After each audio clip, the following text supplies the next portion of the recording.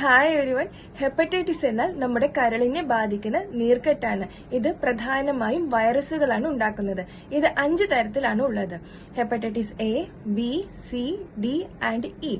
Hepatitis B വന്നിട്ട് ഒരാളിൽ നിന്ന് മറ്റൊരാളിലേക്ക് പകരുന്നത് പ്രധാനമായും രക്തത്തിലൂടെയും അവർ ശരീരത്തിലെ സ്രവങ്ങളിലൂടെയുമാണ്. ഒന്നെങ്കിൽ അണുവിമുക്തമല്ലാത്ത സിറിഞ്ചുകളുടെ ഉപയോഗം മൂലം, അല്ലെങ്കിൽ രോഗബാധിതരുടെ അവയവങ്ങൾ സ്വീകരിക്കുന്നത് മൂലം, സെക്ഷൽ കോണ്ടാക്റ്റിലൂടെയും എല്ലാം തന്നെ ഹെപ്പറ്റൈറ്റിസ് ബി പകരുന്നു. ഈ ഹെപ്പറ്റൈറ്റിസ് ബി വൈറസ് ഒരാളുടെ ശരീരത്തിൽ കടന്നു കഴിഞ്ഞാൽ ശരീരം വേദന, ക്ഷീണം, പനി എന്നീ ലക്ഷണങ്ങൾ കണ്ടുവരുന്നു.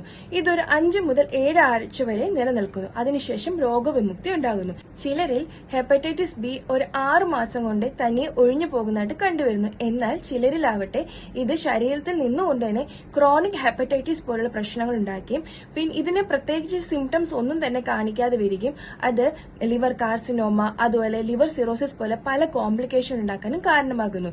HbS-AG പോലുള്ള ബ്ലഡ് ടെസ്റ്റിലൂടെ നമുക്ക് ഹെപ്പറ്റൈറ്റിസ് വൈറസിനെ തിരിച്ചറിയാൻ സാധിക്കുന്നു.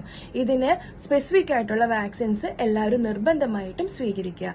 സോ ഈ ഒരു ഇൻഫർമേഷൻ എല്ലാവർക്കായിട്ട് ഷെയർ ചെയ്യുക. Thank you.